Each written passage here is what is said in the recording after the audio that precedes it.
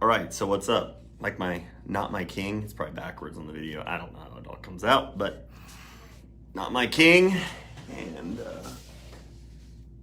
not my savior. It's not the cross that Christ died on.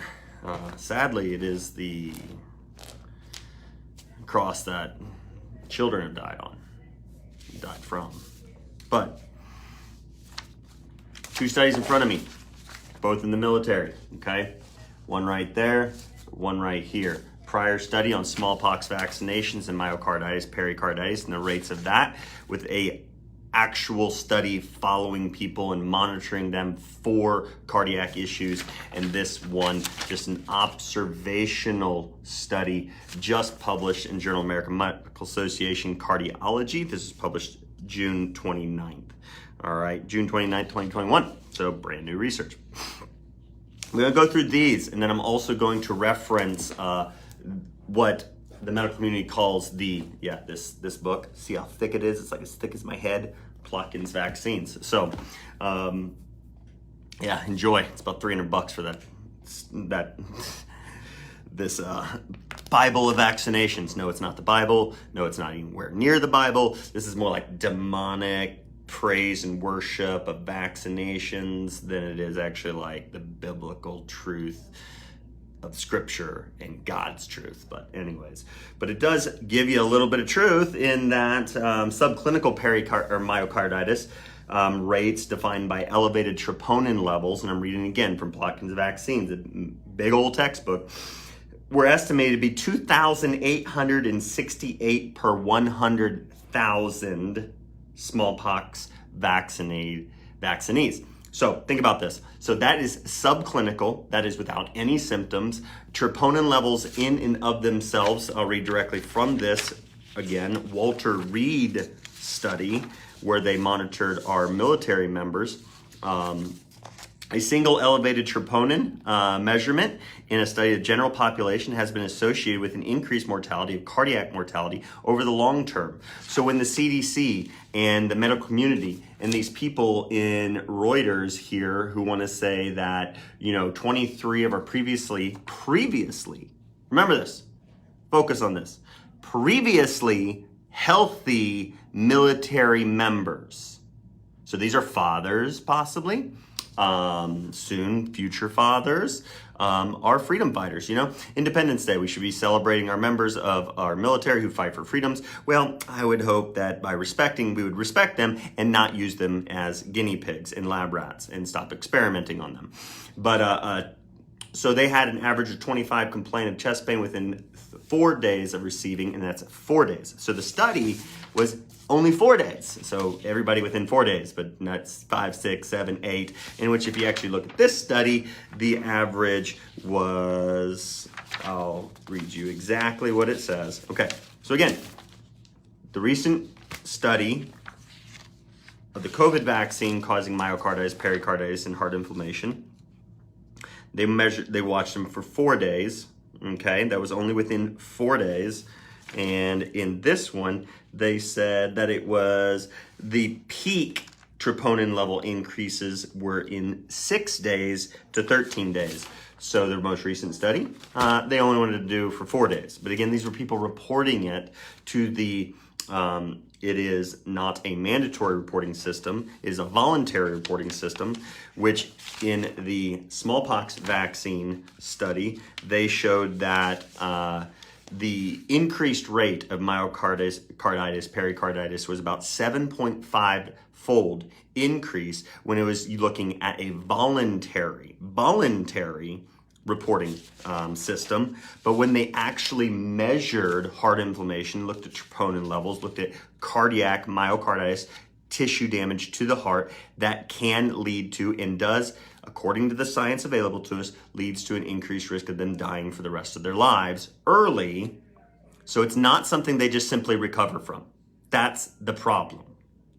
And that's the lie they're trying to tell people, is they're going to recover from it in a day or two, no big deal. They'll recover, they're good to go. No, the recovery symptomatically can occur, but the increased risk of dying from future infections because your heart is already damaged and weakened is increased. So this is how the vaccine world actually gets away with promoting their own products with the harms they cause.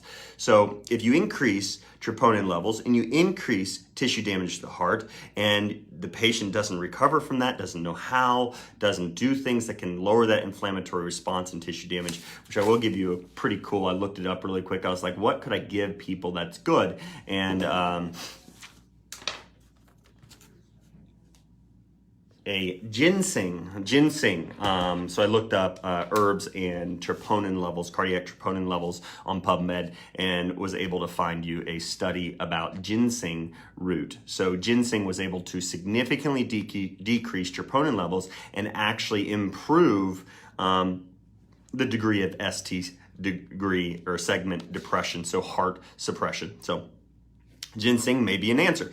Hopefully they'll study that further, but there may be an answer for people who are suffering from cardiac damage due to the vaccines. Okay, so but they're trying to say that they're recovering and they're not. They should, if they were honest right now, the CDC, the FDA, and every media outlet would tell people that all these military members who have increased troponin levels, even those who have no immediate symptoms, anyone with elevated, and again, it was in the vaccine study that was done on the smallpox vaccine, looking at troponin levels and monitoring them, they saw a 60-fold increase in the number of people who actually had over symptomatic, that had troponin level increase damage. And they said instead of a 7.5-fold increase in cardiac myocarditis, they actually found a 214 times the rate. So voluntary reporting system, like they're using for the General American Medical Association, found in the first 4 days following the vaccination, which wasn't everybody, that was, if it's comparable to the smallpox vaccine, that may be only 7.5 times. But actually, if you actually looked and had a mandatory reporting system, monitoring system, you would find that it's 214 times possibly, if it's similar to the smallpox vaccine. So instead of 7.5, it's 214 times the number of our military members who have now been injured by that vaccine. Again, if it is comparable to the smallpox vaccine, okay? So I'll read you some highlights I got here.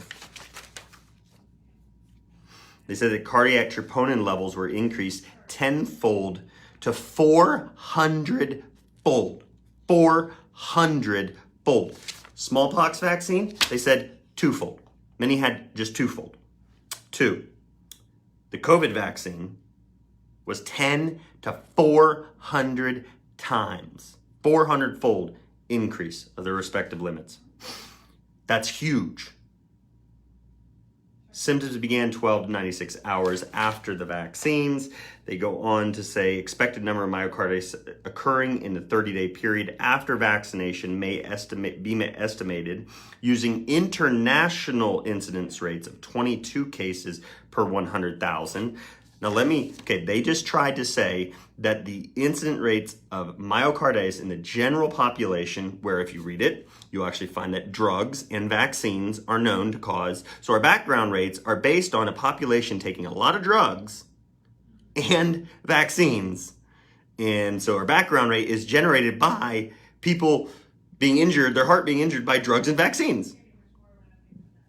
So they're not comparing it to a healthy population that doesn't take drugs and vaccines that spontaneously have myocarditis. And I'm not downplaying the fact that there is what is viral myocarditis. There is viral tissue damage to the heart. That is a known issue and risk. So, but in the smallpox vaccine one, here it is.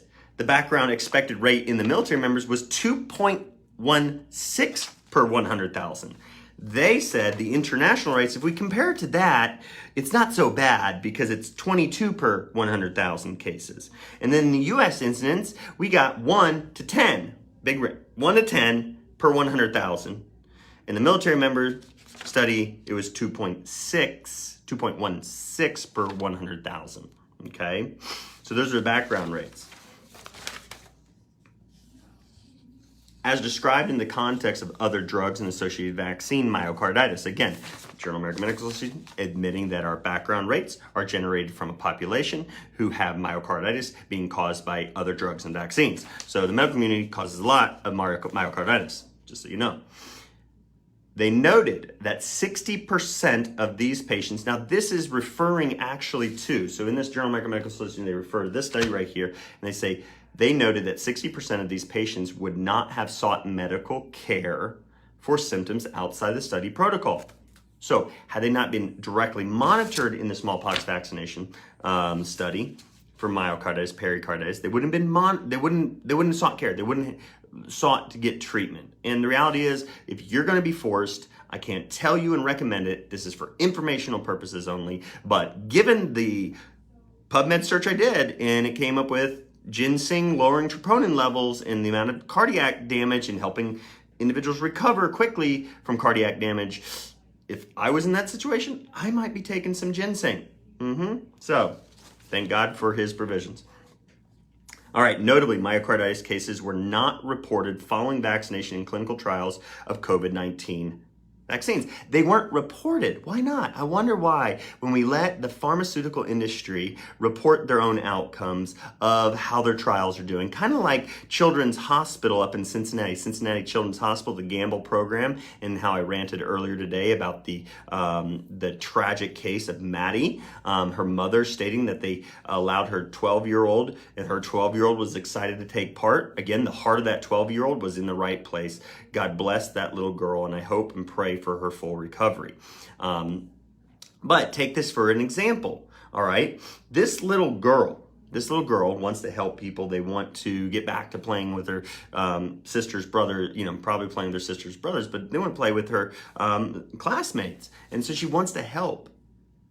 But now what's happening is the vaccine study the physicians overseeing the administration of those vaccines and then monitoring the outcomes, which the study was to monitor what happens after the vaccine. They are trying to tell and convince the parents that this was a prior condition that this little girl had. She didn't need an NG tube. She didn't need a feeding tube. She wasn't having all these autoimmune symptoms. Her cold fingers going white and cold and painful and electrical, Raynaud syndrome. It's a well-established autoimmune condition. And again, we know autoimmunity is caused by vaccines because it's in the medical textbooks, all right? So if these researchers are willing to deny what they see right in front of their face, this little girl was perfectly healthy, now she has serious health conditions, and they're denying it. So when they say that notably, myocarditis cases were not reported following vaccinations in the clinical trials on the COVID vaccines, because we're allowing places like Cincinnati Children's Hospital, biased researchers and medical physicians to do the science. They're not going to say, hey, look, this was caused, we note a severe autoimmune condition that we can't even figure out now in this little girl. They are denying that it's associated to the vaccine in that situation. So take that and realize that you think the fact that the pharmaceutical companies are financially supporting these children's hospitals in different places and these research institutes, these research hospitals, the pharmaceutical companies fund them. And then if they produce any science that has the potential to cut into the profits of the pharmaceutical industry, they pull their funding. They take away their money. So then these hospitals, these places that are there to generate what science should be generating is the truth about whether something's beneficial or harmful, well then they don't get money anymore. So what do you think that does to these universities and these research institutes? They are willing to lie about the safety of the pharmaceutical products for which they are supposed to be telling the truth about so that they can continue getting money from the pharmaceutical industry. It's well established, extremely well established, that is a fact fact that researchers and universities have done it before are going to do it again. We know they do this. So research is not science. It's biased profit generation publicity. That's what is happening. So you have that all right there. And again, I hope that giving you that something good, ginseng, God may have provided us with an answer to help these people recover from this myocarditis, given that troponin levels were significantly decreased upon the administration of ginseng. So if you're being forced to take the vaccine, I can't recommend you do it. This is for informational purposes only. But again, the study that I found, you know what? I might jump on and start taking a little bit of ginseng if I was to be forced to take that vaccine. So here's another thing. They say that the researchers from this Journal of American Medical Association, okay, they said that the researchers say that the benefits of the shots for COVID-19 clearly continues to outweigh the risks. That you can't say that. You are just now studying this, for which the clinical trials happen to just omit all the myocarditis cases. They just didn't do it. Well, then the safety data we have is bias. It's lies. And the benefits is probably a lie too. If they're willing to lie about the harms, they're probably willing to lie about the benefits. And they said it's clearly outweighing the risks. But again, the risks could be, instead of 463 cases of myocarditis symptomatic per 100,000, like the smallpox vaccine was found to have, instead of just 463 cases, instead of 2.1 per 100,000 cases, oh, that's a huge risk, causing a condition that causes the risk of dying from future illnesses throughout the person's entire life. So they're going to die early typically. So you're increasing the likelihood of somebody dying early and increased cardiac health problems for the rest of the person's life, and you may be doing it on the scale of 214 times what you're actually observing right now. It was 2,868 per 100,000 smallpox vaccine recipients. Huge. So they flat out say, you can't. If you are doing an observational study that is underreported, if you're using data that is underreported, you cannot scientifically say that it is clear that the benefits outweigh the risks, because you don't know, you don't have, with an observational study and a involuntary, voluntary. It should be you have to report anything. In fact, I had a military member this morning ask me, why don't they, in regards to Maddie's case, why don't they do an evaluation for whether somebody would be at risk of developing an autoimmune condition after vaccines? And I said, probably it's like this. The Walter Reed study says our study reinforces the need as part of all post-vaccine or potentially new drug-related adverse event surveillance to include specific standardized inquiry about the new onset cardiac symptoms, and to highlight the value of dynamic post-immunization cardiac troponin increases as a potential biomarker of the risk of future safe surveillance studies. Safety surveillance studies. So they're saying we should, in all of our future vaccine trials and studies, we should measure cardiac troponin levels on every new vaccine we put out. Memo didn't get to the pharmaceutical industry and the FDA and CDC on, you ought to study troponin levels on every single person that you're injecting with this vaccine.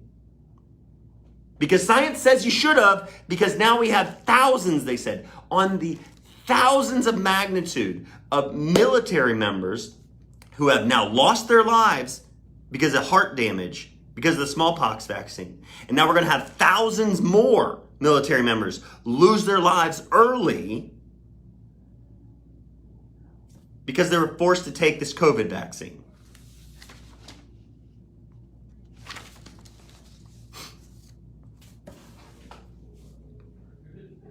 they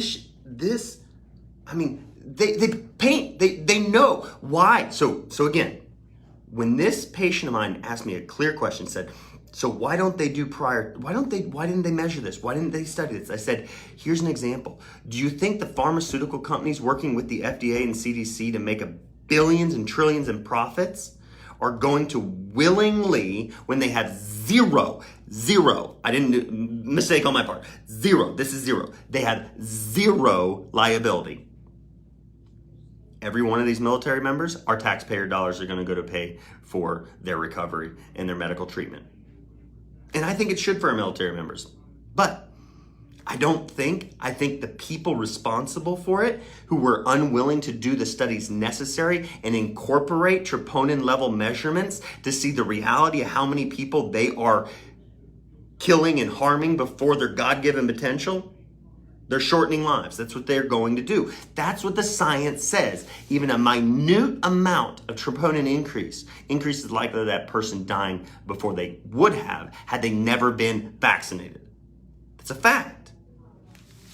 They don't want to measure this stuff, so they don't use the research that's already there saying this is something we need to make sure doesn't happen again in the future. They don't care about that, because if they did measure that, if they did report it, again, ironically, notably, there was no reporting of myocarditis cases in the clinical trials that the pharmaceutical companies paid for. Because if they had reported it, and they saw how many people they were going to cause to die early. Why do I say it like that? I say it like that specifically because we know that even a minute single bout of increased troponin level in a person's life, even if it goes back to normal, it increases their likelihood of dying early, dying sooner than they would have had they never had that increase in troponin level, whether it's caused by vaccines or anything else. They don't care to look for the potentials that are going to harm people. They don't care to do thorough research before they bring a vaccine to the market. A thorough research would have taken the research and evidence and information we had before and the call of Walter Reed researchers that said we need to measure cardiac troponin levels in all future vaccine trials to make sure we don't screw up again and cause the harm to thousands and thousands and thousands of people. So again, going back to the thought I don't think I finished, this is how the vaccine industry promotes their products going forward in the future by use of the harms they cause. You take Maddie, a little 12-year-old girl who's now injured by the vaccine, had no signs of autoimmunity. You take all those women in Senator Ron Johnson's town hall meeting who spoke up about now being diagnosed with multiple sclerosis and other autoimmune conditions. They are going to medicate those people with immunosuppressive drugs, and then they're going to say, you all need to get vaccinated because if you're not vaccinated, you put all these autoimmune health patients, all these autoimmune individuals with autoimmune conditions who are needing immunosuppressive drugs, well, you're putting them at risk. So they utilize the people they harm to promote their drugs and vaccines in the future. How demonic is that? Vaccines?